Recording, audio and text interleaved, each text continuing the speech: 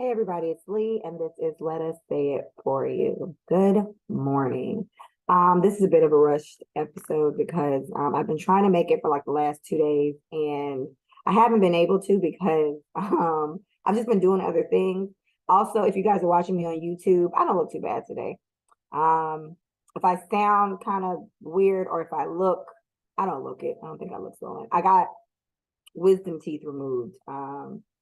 Last week. Never had that happen, obviously. And it wasn't as terrible as I thought, but everybody really kept telling me, oh, you don't talk about ooh.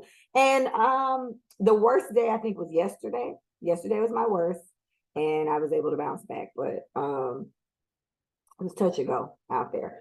Also this week, shout out to Big Mike, I don't want to say our former co-host, because I literally talked to Micah at least 3 hours out of every day. So if we could just find a way to do this like this, we just be having shit to do. Micah got kids. Anyway, her bachelorette is this week. We will be out of town for my good sister's bachelorette. Very excited. I'm gonna just keep it 100 with you. We're going somewhere where cannabis is legal, and I plan on being. I cannot wait. My kid not there. I ain't gotta feed nobody. I ain't gotta pay no. Well, I ain't got to pay no bills, but it's just a breakaway. So we're all very excited, but you know what the pressure is when you're getting ready for a trip, how much work it is to plan for that. So it's like I kind of packed a little bit, but then I didn't. And, for me, if it's being stressed out or vibing, I'm a vibe every time. That's the stage I'm at in life. So I got a lot of shit to do, which is why I'm doing this podcast so early. So shout out to Big Mike. We're going to a bachelorette this week. And shout out to me. It looks like my swelling has gone down a bit. I just took like 4 pills. They got me on steroids, antibiotics, and like ibuprofen 800, and then they said take a Motrin with it too. I'm like, y'all fuck a bitch up. So anyway, I have so many topics. Those are the first two, and I'm really gonna just cruise. I'm gonna try to cruise this morning because people have been asking me to make this episode.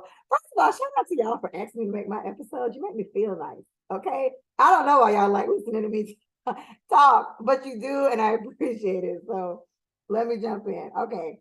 Next topic. I don't really have much to say about this because I don't really understand what the problem is, but apparently Lil Baby and Blueface beefing. I just have to say something about it. I really don't understand. I didn't know they had beef. I didn't know they was friends or not friends or whatever. But I guess Lil Baby said something about fucking Blueface. Now the only thing I'll say, whilst not knowing much about this situation, is isn't Blueface also a word for money, like hundreds, right? Or I'm tripping. Let me know. All right. Good luck to them. Next. Krishan. Oh yeah, I was trying to blend in. So Krishan, there's and y'all know how much I hate reporting on them. But I just kind of feel like I have to because people ask. But I don't keep up with Krishan and Blueface, and I feel like I have to say that because they irritate me. However, I saw the picture of him posted up with the little baby, with Krishan Jr. That's his name. And people were like, oh, I knew she was going to go back to him. Okay, my only gripe with that is it's a newborn baby. Would you want her to not talk to her baby daddy? This bitch been screwing teeth in and out for months now, right? Like, of course, she's going to let him see his baby. And he seems to be standing on it. Oh, gosh. And I read all this last night. Damn, it wasn't in my notes. So I guess the other baby mama is like going off because he went to spend time with Krishan and little baby Krishan. And it's too much. If my only message to both of these women, and they fall into like every annoyance that I have, it's just like you guys are letting this man disrespect y'all so crazy, and y'all just keep running back. I don't really have much of an opinion or advice for women in those positions. Like, I don't know what else. The shit I done heard Blueface say to Krishan, a nigga would never in his motherfucking life say no shit like that to me. And the Jalen, whatever, with her ass and the BBL, these BBLs killing y'all. Killing y'all. And my thing is, why she had to get it so big and so I digress.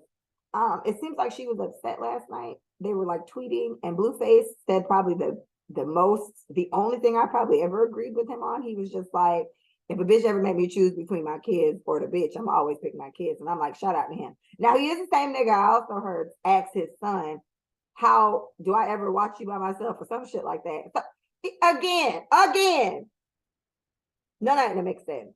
Okay, wish them luck. The baby's cute, and y'all gotta really like relax. Like, of course, she was gonna let the nigga see his baby, and it seems like being a dad is not his issue. Being a respectful man is his issue. So let's let nigga have fun with his kid. Next, Drake and Halle Berry. Now, I did not understand what this beef was for a minute, but then I finally got it right. Drake has a new song with SZA, and the cover art for it is Halle Berry looking like she's getting slime on like Nickelodeon, like back in the day when they used to have the. Do they still have that? I mean, they might still have that. Anyway, so Halle was like, she wasn't fucking with it, and everybody was like, even I was kind of like, come on, Halle, it don't even, girl, it don't even matter. But Halle said Drake asked her if he could use it. She said no, and then he proceeded to use it anyway.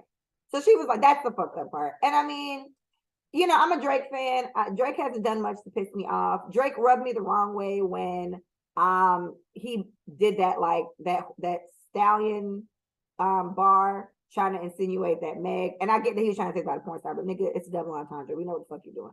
So he rubbed me a wrong way with that because I thought him and Tory Lanez wasn't even friends, but I guess like Canadians stick together or some shit Jamaicans do. So whatever. But I don't know. I think it is messed up that he used it, but yes, I guess in the grand scheme of things, it really doesn't fucking matter. Now, however Halle feels about this, I don't think she's gonna take legal action or anything, but I did see her point was that he asked me and I said no. So what's the fucking point of even asking me if he's gonna do it anyway? Shout out to Drake. I have not heard the song. And I do like Drake and SZA. I like SZA to an extent. Brief information on SZA. She apparently didn't go to the VMAs. I reported this on the last episode, or I talked about the VMAs on the last episode, not SZA. But SZA did not perform or I think show up at the VMAs because she said she wasn't nominated, or her and her team, she wasn't nominated, and she was offended. Now, I have mixed feelings on SZA, right? I feel like SZA is so insecure and it just bleeds out in every single song she makes. I feel like SZA makes like insecure side bitch music. Like, I know it's fucked up, but that's how I feel. You're never gonna like The Weeknd. I didn't get on SZA until like maybe 2-3 years after the Control album. And while I do like her, I like her vibe, I hate how much insecurity just like emanates from SZA. It's just like, girl. And then the song about I'd rather be in dead or in jail than be alone. I can't support like Yamhead music like that. Like shit like that irritates me. And I understand liking the vibe, but once you do figure out what the fuck the words are saying, SZA, why are we doing this? And it's like she, even with the BBL bitch, you still ain't happy. She looks phenomenal. But even with the BBL, you still being weird. Anyway, I digress. Back to the award show. She did not go to that shit. Her and her team. She didn't go because they did not nominate her for album of the year. And I feel like I can kind of understand that. I think her album is like the longest charting something. She broke some type of record with this latest album. So I do agree that it's kind of giving VMAs for not being inclusive, kind of suffering from the same shit the Grammys seems to suffer from, when we kind of wonder how like white people winning reggae album. And I guess not saying these white people could not have been reggae artists, but like how you beat like Spice, how you beat Sean Paul, and we don't know who. And I'm Jamaican as Jamaican fucking comes, and I ain't never heard of these white people. So either way, maybe the VMAs is kind of suffering from a little bit of that, but she didn't show up to it because they didn't do that, and they didn't nominate her. And I to me that's fair. I think that's fair, especially when she has the record that she has for staying at number one, like the highest, like the longest charting or something like that. So I get you, SZA, but I'm listening to the Drake song. See how it goes when ready up. Who next? All right, let's talk about this. Not too much on this, but Tinashe. Y'all remember Tinashe? I love to get on. I think shout out to It's Lovely T. That's a podcaster or YouTuber I listen to. I think when you like sing songs or they pick up on songs too much, like YouTube, like I'm not getting paid by YouTube yet, so we shouldn't have a problem. But anyway, so Tinashe did an interview with somebody. I'm not gonna diss this man because I don't know who he is. But he was kind of like, you have two songs with Chris Brown and you have a song with Chris Brown and you have a song with R. Kelly. And he was like, I know this has to be hard for you. So she was just like, oh my gosh, like, I cannot believe the record even made me do this. So I ain't gonna lie, I'm not team R. Kelly, right? He's a pedophile. I feel like we gotta start. And Black people really irritate me with R. Kelly, but we're not gonna talk about him right now. With Christopher, I have mixed reviews, okay? Chris and Rihanna had their thing, and everyone's been holding this over Chris's head for the longest. And I'm not saying we do not need to give abusers their credit for being abusers. Same thing I feel about rapists. Same thing I feel about pedophiles, murderers, drug dealers, whatever. But Chris and Rihanna got over it. Chris is not the first or the last thing to whoop somebody ass, right? Don't get me started on the white people and the type of freaky shit they got going on, the abuse, the rape, the pedophilia, all this shit. And it seems like it is just this heavy, dark cloud over Chris. And it's like the nigga just keep making hits, right? He can dance. He's Beyonce-esque to me, where it's like, I'm not a super fan, but I can't deny, like, I know a lot of Chris Brown songs. I could definitely go to a Chris Brown concert and probably have the time of my life. Same with Beyonce. Not a Beehive or any of that shit, but I know I could have went to Renaissance and probably really caught a vibe, right? But back to Tinashe, she has made comments like this for a while, and my issue with her is she kind of just said something about like, "Ew, Chris Brown record, like I can't believe it." You guys can look it up and see. And so Chris, and I support being petty 100%. Chris said, I'm gonna name the episode. I think I'm gonna name this episode "Name 5 Tinashe Songs." I'm gonna make that the episode. I'm gonna circle this. Hold on. But Chris Brown saw her interview and he said, "Name 5 Tinashe songs now or die." And then he said right after that, everybody did. And it's hilarious because I don't know any other song than the 2 old songs. I don't think I know any other songs than that. And if I'm being honest, I liked it the most because of the Drake remix. Nigga got a woo sign coming at me, never worked, no matter who tried. That shit was lit, and it really wasn't because of Tinashe. So I feel like her comments, I'm sure she feels stupid about this, and I don't know what. She's also complained a lot about colorism, something like that, saying because of her skin color, she's not getting music or something like that. I don't know. I just feel like Chris has his temper and his moods, but for the most part, it seems like this nigga really don't bother nobody, right? And so for you to just come out of no fucking where to defend Chris with your non-existent career, Tinashe, because we don't know shit about you right now. And I always heard such good reviews about Tinashe. Like, she does have a nice voice. She picks up on her like dance routines really fast. Like, she's a good dancer, she's a good performer. But it's like, since you're not doing well yourself and you sitting here taking jabs at one nigga who's in prison, let's be honest, because R. Kelly definitely is locked the fuck up, and Chris who just minded his business with all his kids and his bitches and stuff. So I just feel like her comments were unnecessary and it doesn't help your plight. You just sound bitter and you poking at people that aren't fucking with you. Exactly, Quiz. I completely agree. Why won't they just let Chris live at this point? So I didn't care for her comments, and I feel like Chris definitely got her together, because I'm gonna definitely name the episode, name 5 Tinashe episodes or die. I might leave the or die part out. Or maybe not. I don't know. All right, next. Y'all know I'm trying to get through this before my meeting, right? I got a meeting in like 40-something minutes. I'm trying to breeze through this bitch. And the last topic, I have a lot of fucking thoughts. Anyway, Offset and Kenneth. Okay, no. Okay, I don't want to do it yet. I don't want to do it. Let's do Kurt. Kirk Franklin. Let's talk about Kirk Franklin real fast. Kirk Franklin is 53. We all know Kirk Franklin. We love Kirk Franklin. Kirk Franklin just met his dad for the first time, his biological father, at 53. And I heard it's a documentary. It's like 30 minutes, so I'm going to watch it. But I just so happened to see snippets of it last night, and I'm happy I did, because I had a very different view. I was going to go a very different way with this conversation before I saw that. So the gist of it is his dad lives down the street from his recording studio. He says where his dad lives, I can't focus on Terry. Shout out to Terry. Shout out to Quiz.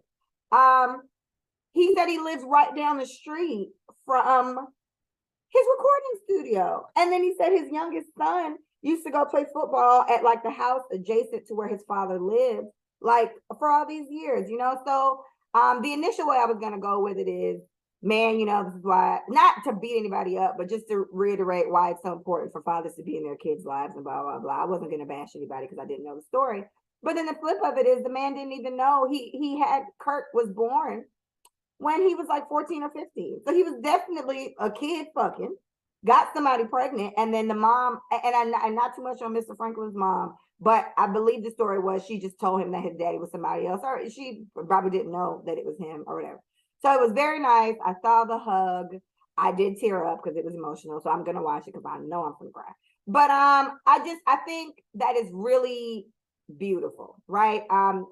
People aren't so aware of my background, but I don't speak to my father much. I do know my dad. I did grow up with him when I was really, really young in Detroit, but I haven't been around him for a long time. Him and my mom had a lot of rough situations. He was abusive, and my mom had to get away from him. And in getting away from him, I got away from him. And I literally physically have not seen my dad, if I'm not mistaken. I have not physically seen my dad in person since I was like 3, if I'm being honest. I spoke to him. I've talked to him many times since then, but I haven't physically seen him since I was 3. And we did a very long time of not talking. And I'm not gonna hold y'all. I really wasn't sad about it. I was around at a young age for some of the abuse. And so I know what the vibes was. And me and my mama like this. So I definitely get it. But that just always makes me think about, as much as and I've talked about this on the podcast before, I think, but as much as we all kind of feel like not having a certain parent in our life maybe doesn't affect us. I mean, Kurt was really crying. You know what I'm saying? And he talked about how much guidance he needed as a kid. And his dad was like right down the street. And he doesn't seem angry at his father. And again, I'm just going based off a couple snippets I saw.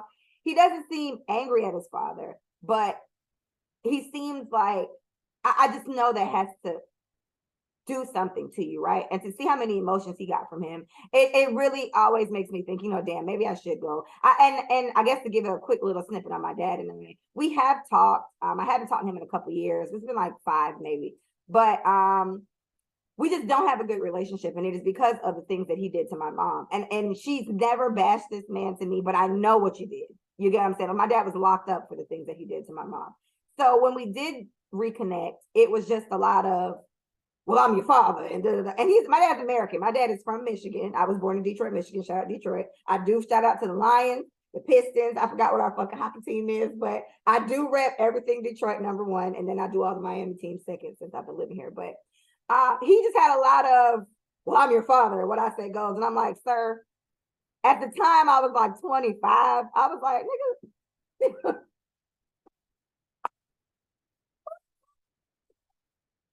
So it's like he approached me the wrong way. Okay. And it did not work. And he was also trying to kind of tell me that some of the things I remembered about his relationship with my mom weren't the case. And I know that happened. Like, she never told me that. I know that happened.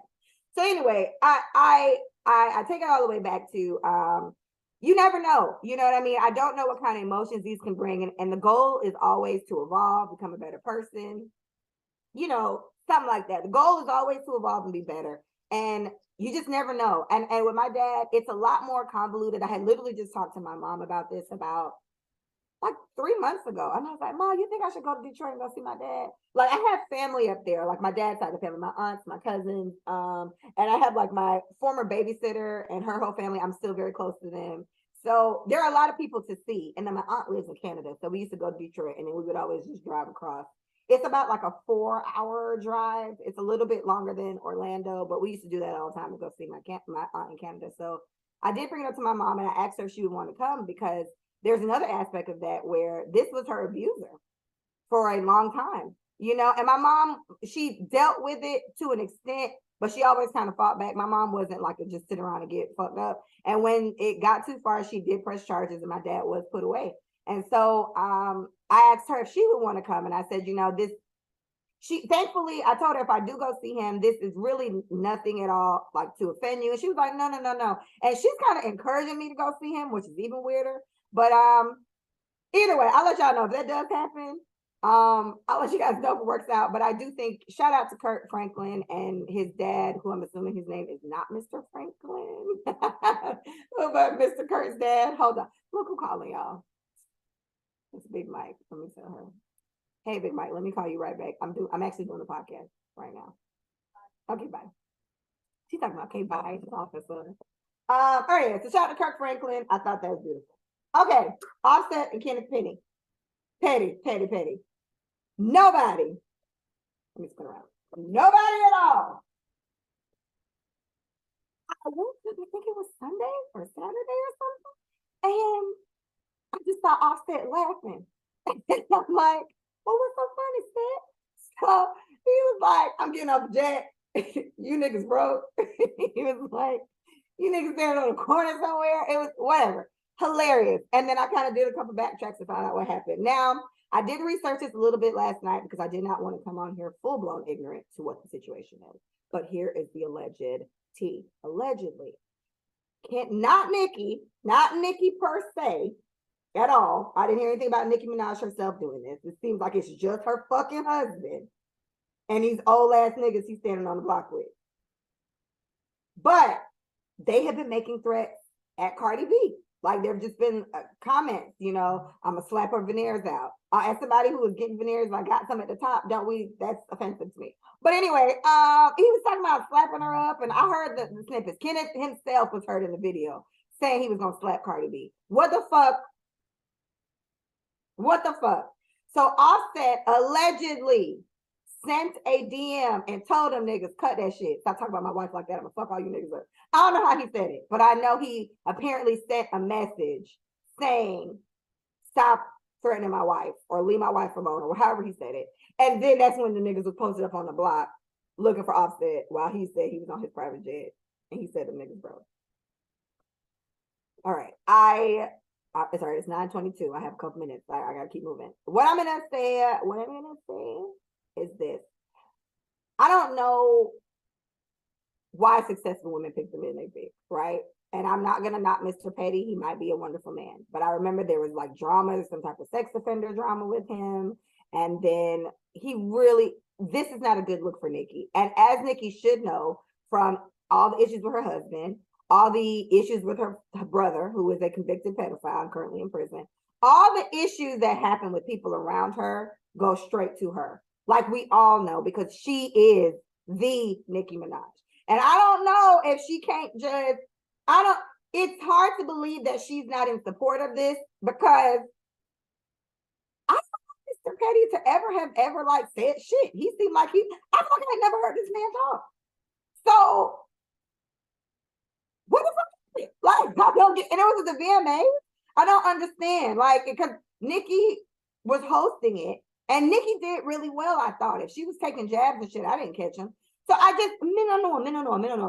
don't understand how all this came about and now grown men are threatening women. And Cardi seems like she obviously ready for it. Cardi is also the type of bitch who be standing on the block looking for bitches. I forgot who Cardi was looking for on the block the other day or a couple months ago. Why Jamaicans always say the other day?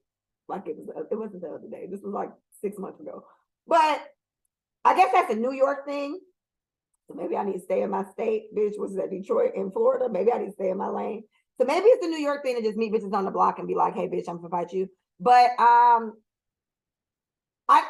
can't, in my mind, I can't imagine Nicki is pleased. I'll say that because the shit is coming back on her. So I can't imagine Nicki is pleased with this confusion, but I'll definitely keep my ear to the streets, i.e. one of my phones, and tell y'all if I hear anything else.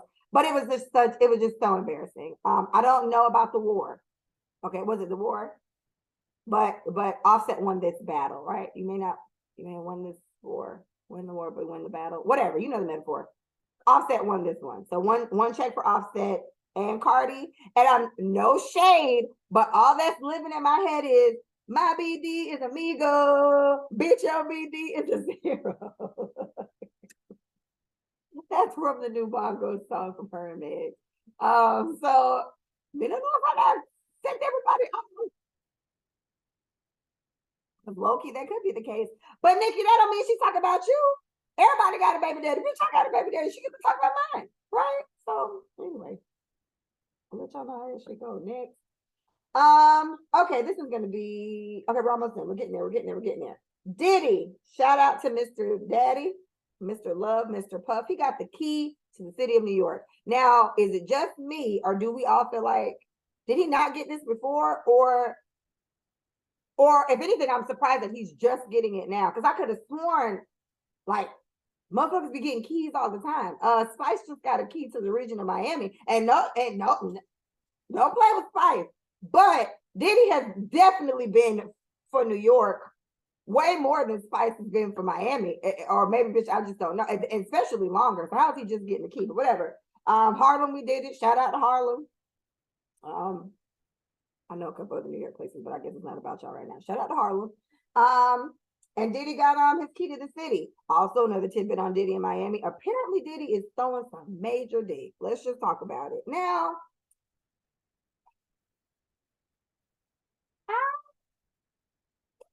Right? I mean, he got money. What do you really need? Like some Viagra, right? Some a Magnum from Jamaica, like one of them drinks. I don't know, but Miami said, that man don't sleep. She said he be throwing dick all through the land. And um, people are getting on Miami saying she was lying through her teeth. And I don't think so. Because Diddy is older, but he ain't like Hugh Hef old when them bunnies was all up on him. You know what I'm saying? Diddy might really be throwing dick. And he always got a bad bitch on his arm. Now, how much that is related to the money, I don't know.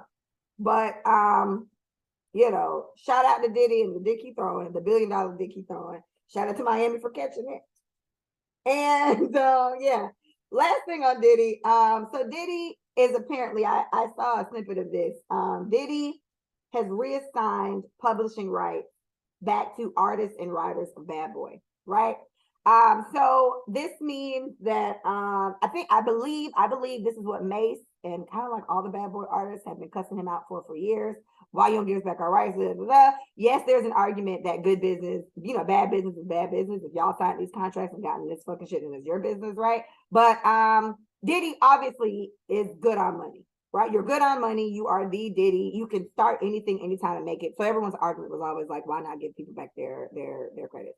And while I do love music, while I do sing and I do write, I do not know any of the specifics of this.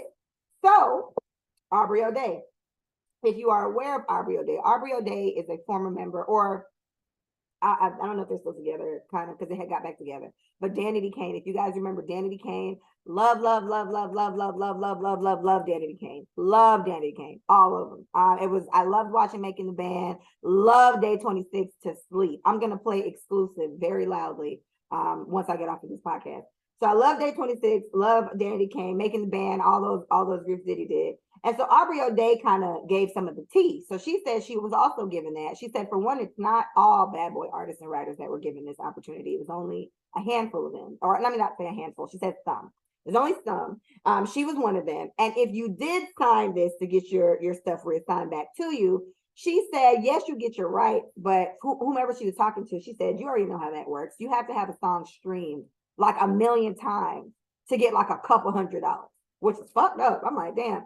So her deal is she's telling her group members not to sign it. She's telling all the Bad Boy people not to sign it because if you sign it, it's also an NDA saying that you will never say disparaging words against Bad Boy, Diddy, Little Diddy too. The one that looked just like him that's making music, the rapper one.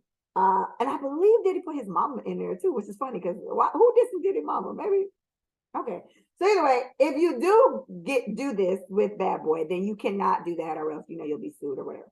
And Aubrey said, fuck all that shit. Aubrey said, I told my team not to do it. And I said, I can easily get us like a reality show on Hulu or something talking about boy bands or old band groups or whatever.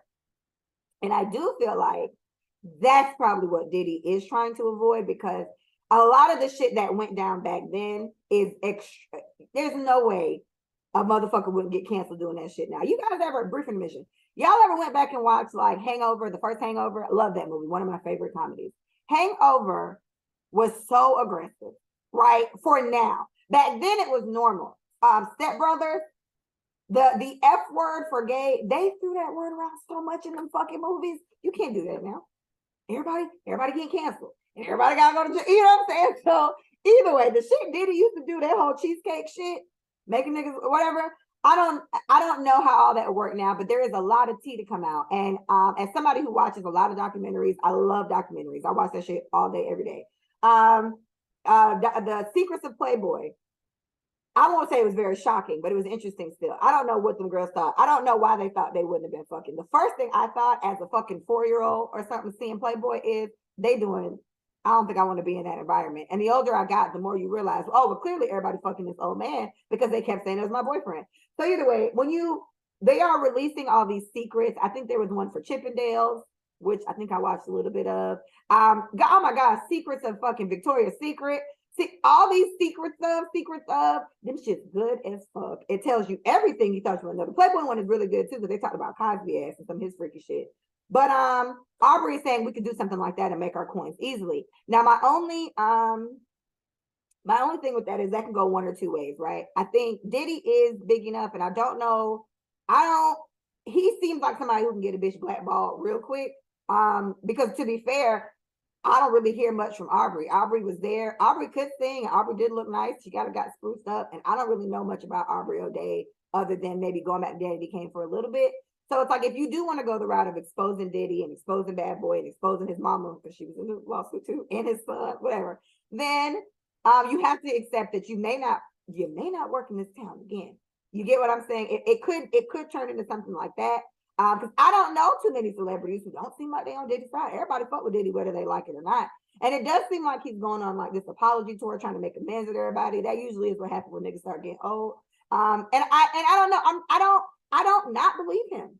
Diddy does seem like he's a very go with the flow until you fuck with him kind of guy. And no shade, bitch, but that's how I am. So I don't know. I don't know what they're gonna do. And I guess I can say, if you don't want to work in the music industry as an artist or something like that again, then I would say don't sign it, because who gives a fuck about a couple $100 if you have, and these are old ass songs that Danny Kane has. So I'm not saying, I don't know how much my streaming of Sucker for Love can help. You know what I'm saying? Day 26, I can play exclusives 26 times today, and I might, but I don't know how much money that's gonna really give y'all. So it's a toss up. I'm gonna look it up some more and see, but I think a lot of artists probably did accept it, because the other benefit of that is Diddy is also getting I mentioned on the last podcast, he's quote unquote getting his flowers everywhere you go now. Like he's getting an award for this or the Vanguard this or the whatever. He's winning a lot of stuff, which is bringing light to those songs again, which could put a spark in streaming. Hence, this deal works out, right? But in all the shit I've seen, I ain't never heard no Danny Kane songs, and I ain't never heard no Day 26 songs. So I don't think that works for you niggas. And with Diddy's new album that came out, just this is the Diddy segment, I need to be sponsored by Revolt or something. He's coming out with the new album, and Dirty Money is on that album, and Dawn from Day 26 is a member of Dirty Money, and I love Dirty Money. Both women on Dirty Money, love them both. They were great singers. I thought it was a cute little group he had, and they are on Diddy's new album, so it seems like Dawn might be his favorite. But either way, shout out to Diddy and whatever. And again, like I say, I'm interested to see which way Aubrey goes. But Aubrey did say she wasn't signing that shit. And Aubrey seems like she's full blown into not having to be in that career or getting whatever singing she gets. But she's not gonna have anybody disrespect her top, as they say in Florida. I don't know if that's a saying anywhere else. But the point is, don't fucking play with me. That's kind of it. All right, shout out to them. We are making great time, you guys. Great time. All right. I'm gonna see if I can play some sad music. No, I'm doing too much. I'm doing too much. Okay. Let's go with Hugh. All right. Hugh Jackman and his wife, Deborah Lee. If you guys don't know who Hugh Jackman is, Hugh Jackman is Wolverine. No, sorry. They come up from here. If you're watching me on YouTube, y'all should see it. And check them out. Love all things Marvel, X-Men, comic stuff. I'm one of those type of geeks. So him and his wife got divorced after 27 years, I think is what I saw. Them write it down. 27 years. This is just the introduction to all the fucking breakups that's going down right now. Next. Say it ain't fucking so. Tiana Taylor and her and Iman Shumpert are separated. Now, a divorce is different than a separation, right? But my thing is, you do a separation before the divorce, or maybe they'll never get divorced, or I don't know. I don't know how it goes. But Tiana and Iman are separated. So it's funny enough, Micah, shout out to Big Mike. Big Mike called me like Friday and was like, babe, I heard Tiana and so-and-so and Iman are breaking up or something like that. Did you hear about that? So I told her that I did recently hear a little bit of it on one of my YouTubers that I listen to, but there was no proof, right? And Tiana just came out yesterday and put a post up saying, yes, we are separated, but not too much of my best friend. Y'all not gonna come for him. It was not infidelity. Nobody cheated. And I did, what I heard about it was some woman, she looked like she was a white woman, but she was the alleged mistress or side bitch, and she was just coming out with his chain on or some shit, like, I don't know. So Tiana said she came out with her statement basically just to, she didn't like the narratives, because if anything, that was painting Iman as a cheating ass nigga, when if they're separated, he has all right to have some white woman with his chain on. So, he's allowed to do that. But I'm sorry to hear that. We don't know why, like we said, and she definitely put us in a little bit to give us enough and took us out. I thought she handled it very well. Because true, she doesn't owe us an explanation, but you've given people everything else. I get very weary when regular people like me, we comment on stuff. They don't owe us shit. They don't owe us shit. But we also didn't ask them to come tell us they fucking lies. They did that. We didn't ask them to go on a reality show and show us all this. They did that. She could have chosen to not tell us anything, and that would have been her prerogative. But shout out to her for understanding that you put people in your fucking business. Put them in a little bit, clear it up, and then take us back out. In her words, it was, I took y'all out the group chat. I put y'all in, give y'all a little tea, now I'm taking y'all back out the group chat. So I think she handled it well. I don't know if they really are heading towards divorce, but she did say that we're co-parenting fine and whatever. So it does kind of seem over, but I don't know. I don't know the specifics of it. And what I'll say is this, their thing is sad because it does just kind of show that people do grow apart. Anything can happen. My homeboy, we were talking about it. He said that's what happens when you get married too young. You don't know yourself for real. You don't know what you want for real. So he kind of went on like a rampage of that. And my thing, not a rampage, that was the wrong word, but he went down that path with it. And I don't agree. I do think it is possible. Micah also kind of feels like this too, that people who get married, like high school sweethearts and all that shit never really works out because everybody, you don't know anything else. You don't know what you like or whatever. And then you get older and end up cheating on each other because everybody, there's so much new world to explore, and you just tied your vagina or your penis to one other vagina or penis, or vagina too and penis too. That's okay. And you don't know what the fuck else is out there. I don't agree with that because I feel like that would have been me. I could have done that. I could have stayed with one of my high school sweethearts. I had like two. I could have stayed with one of them and would have been perfectly content, because that was the type of life I lived back then. And I also feel like it's hard to get somebody to miss something they never experienced, right? So I wasn't gonna feel no type of way if I would have been perfectly content staying with whatever man I was with, and us build our family, and that would have been the trajectory of my life, and I would have been fine with that. I don't think as soon as you get older, oh my gosh, there's so much dick, so much pussy everywhere. What am I missing out on? I feel like that's very immature. That's not how that works. So I don't agree with his statement. But it's like, damn, they was talking about busting bitches down together all the time, and it was all this extra freaky shit, and it still just didn't work out. To me, that's encouraging for me because I'm not fucking no girls with you. So let that go. And in that moment, a nigga, see how them did it? And they still broke up. So ain't nobody rubbing coochies on this end. Okay? All right, the one I've been waiting on. And I gotta hurry up because we're getting down to the wire, y'all. I got 22 minutes. I got two topics to talk about. All right, Jeezy and Jeannie Mai are divorcing. Jeezy has filed for divorce from his Asian persuasion. And I'm shocked. Now I'm gonna just say it flat out. I'm gonna just say it, y'all. I never really cared for them together.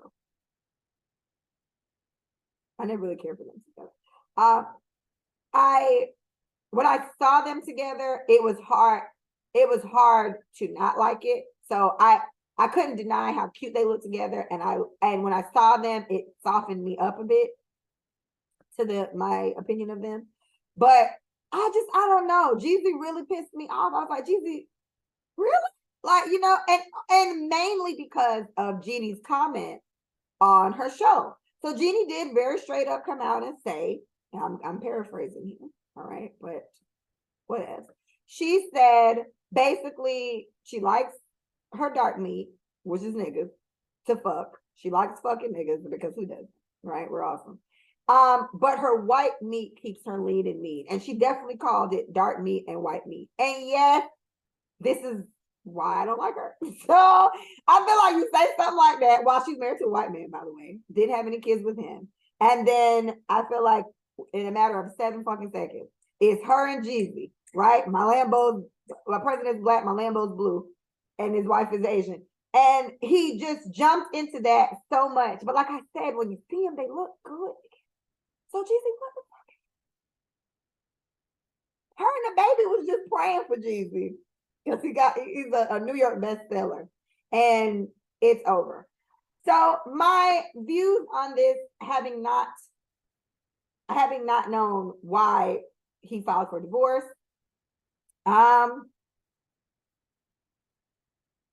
I didn't see this coming, but I'm not upset about it, right? And I want to see how he moves going forward from that. Like I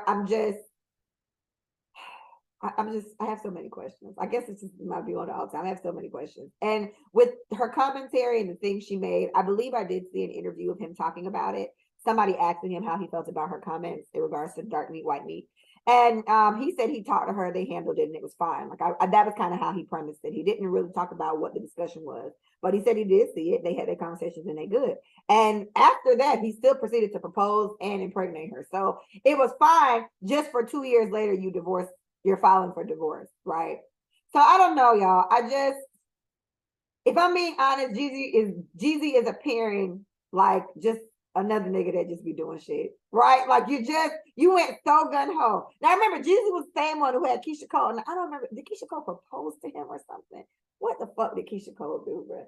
Keisha don't never have luck with niggas. She be simping for niggas so bad. Keisha is a super duper American yamhead, and Americans don't use yummy. Shout out for all my American friends who are asking me what the fuck that means. A yamhead in Jamaican terminology is basically like a woman who's just pimping over a nigga, right? She just does really dumb shit for a guy. We've all been a little yammish once or twice, but some take yamming to another level, right? And Keisha Cole is one of them motherfucking people. Keisha be yam-headed so hard for niggas who be Bow Wow. She like bust Bow Wow window down to some shit. Oh gosh, and then what's the football player one? The dark skin one that's fine as fuck, but he's so crazy. He married to the white woman.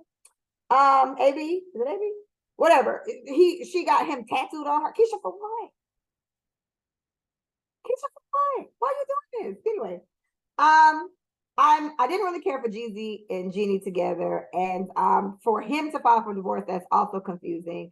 I think a lot of my disdain for their situation too is probably just with the temperature of how Asian people culturally and historically have treated Black people like shit, right? There are countless stories, you can Google it, of Asian people shooting Black kids in their fucking shops, assuming that they were stealing something when they weren't. Sometimes they were. But the question then comes in, why do you shoot? I know one time I heard an argument about someone not liking their order and taking it back. The Asian person saying they're not, the Asian person at the restaurant saying, no, you can't do that, whatever. They said they're not paying. It was apparently like $6. It wasn't anything crazy. They shot him. Like they came out and shot at them in front of multiple people. Somebody caught a stray, some crazy shit, whatever. We can talk about during COVID and the way Black people, and they were actually people from Africa, directly from one of the African countries, but they were literally serving Black people out of fucking dog bowls. Their sign on some establishment says no Blacks allowed, or I don't know how it was worded, but no Blacks allowed. So my ass would have been in that category too. And in Jamaica, don't even get me started. There's Asian people all over Jamaica. They own damn near fucking everything in Jamaica. Jamaica just selling the fuck out, and they also treat them like shit. So that's where my tension from it is coming from. Not to then mention Jeannie's comments, who kind of just co-signed, I like fucking Black people, but I don't like being with them. And then Jeezy, big Black, my president's Black, my Lambo's blue, nigga ass. This who you wife up? So that's where I was coming from with it. I don't like Jeannie, right? But it's like I didn't like those comments. Otherwise, Jeannie seemed cool as fuck, right? Like she seemed like somebody I could fuck with a little bit. But I don't know. I just didn't really care for their union, and I don't feel bad that they're breaking up. Hello, how you guys? How you guys doing? What? That's my 15-minute warning. All right, I can't talk to y'all because I'm breezing through this episode. But hi guys, I see you all. Hey, yeah. So she's. I just wasn't very sold on her, and I'm very interested to see how this goes. There's also a lot of stereotypical things of Asian parents not liking when you bring home a nigga, whether it be a woman or whether it be a male. So in Jeezy's case, Jeezy's a rich nigga. So it's a difference than Jeezy or, you know, JJ down the street. But I'm just we'll hear about it. We'll hear about it, but I didn't really care. I didn't really care for them together. I'm gonna acknowledge that maybe I do have a couple of prejudices when it comes to the treatment of Black people from Asian people. I have an issue there. So I'm trying to work through it, and I'm trying not to make that bleed through too much on this topic. But Jeannie kind of sealed it for me with her comments, and I felt like Jeezy was just that's like me deciding to wife a white guy, marry a white guy who has comfortably come out and said I like fucking Black women, but I would never marry one. And then I take my big dumb Black ass to go marry the same. Like, why the fuck would I do that? So that's how I felt about Jeezy in it. And then, oh my gosh, there was some posts, and I don't know if this is true. I saw it on Twitter. You know, Twitter be lying. But apparently, the same day he filed for divorce, he posted some shit on his page talking about too busy looking forward or looking ahead to be worried about who not coming with me or some shit. I said, damn, Jeannie not coming.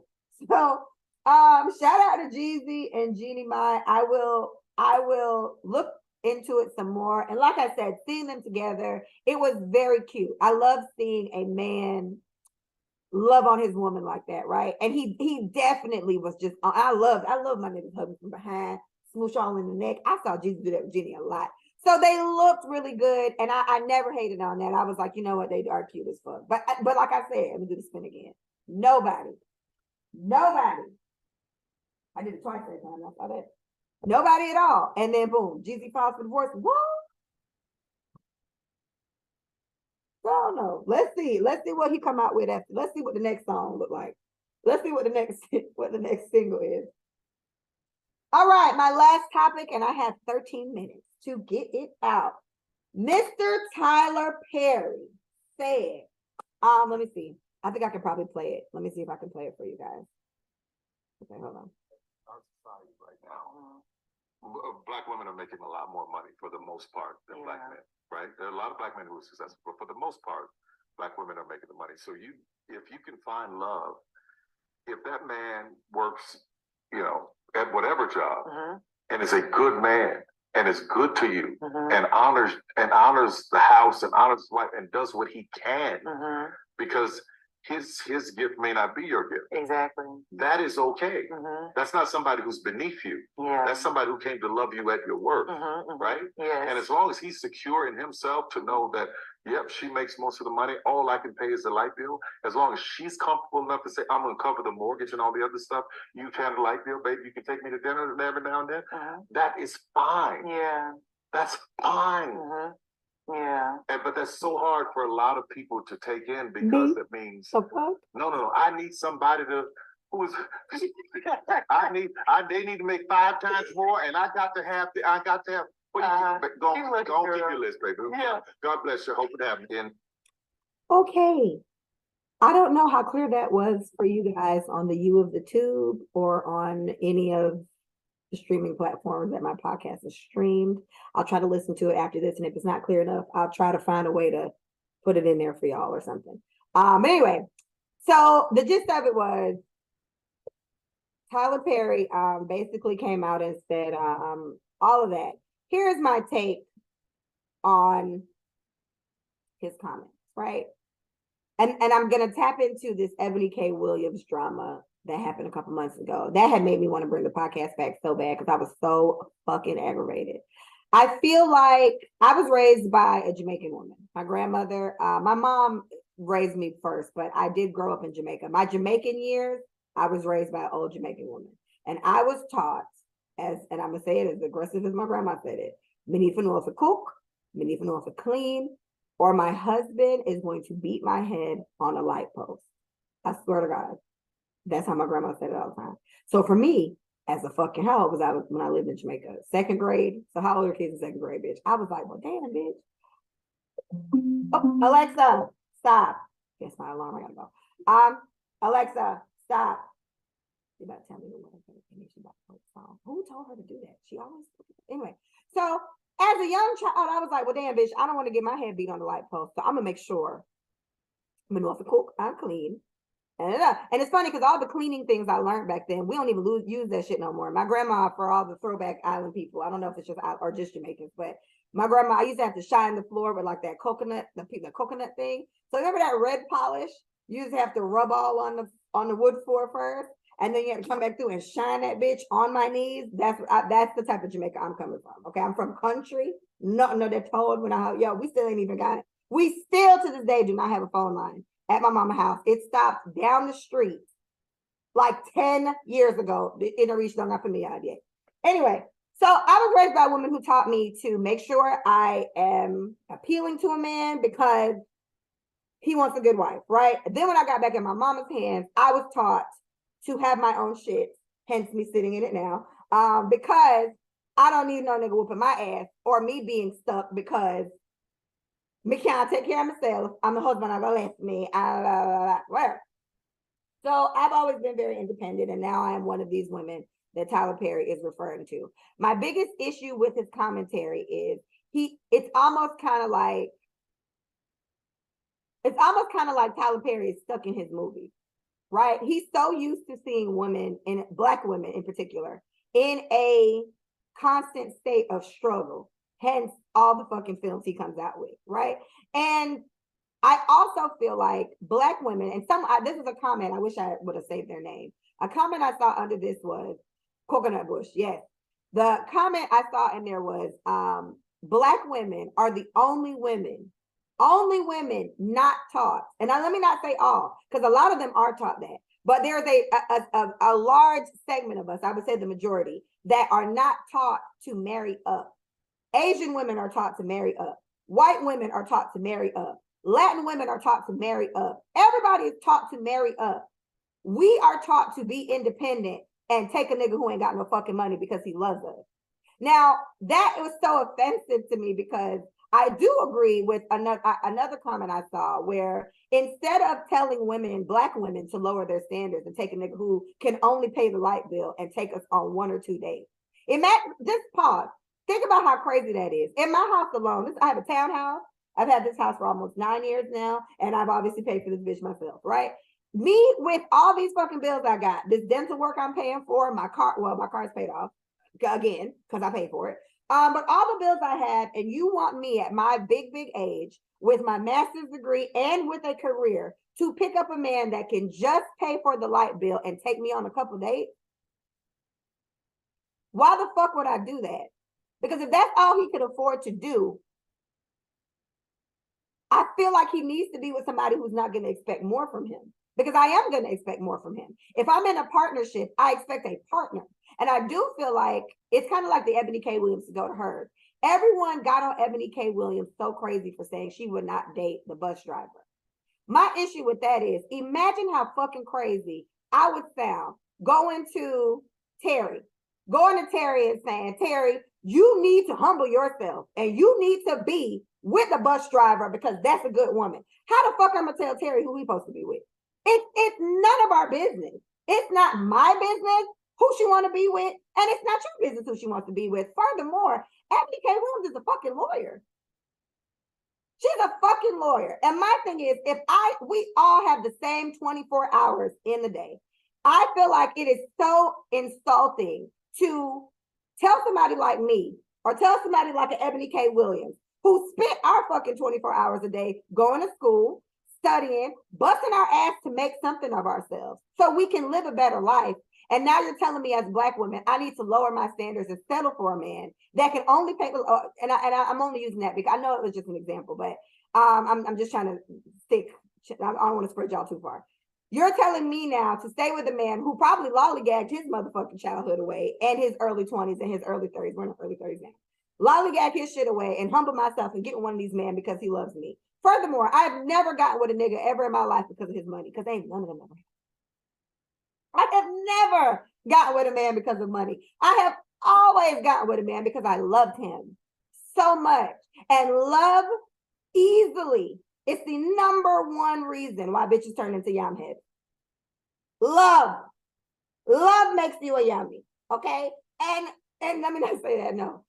Loving a man who does not love you the same makes you a yammy. Loving a man who does not treat you the way you deserve to be treated makes you a yammy. But that's what I'm saying. So it's like I get his message, but it was definitely delivered wrong. And Tyler doesn't usually deliver shit wrong. I love Mr. Perry and what he usually says, but he lost me with this one because I feel like encourage your brothers to step their fucking game up. Like, I encourage Black men to go do something productive. Encourage Black men to go after women that are in their range. I don't give a fuck what you say. I don't give a fuck what Tyler Perry say. I'm gonna read this in a minute. Terry says something. I don't give a fuck what Terry say. I'm not getting with a man that I feel as though is going to make my life uncomfortable. Right? It's not your job to make me happy, but you're not gonna make it worse.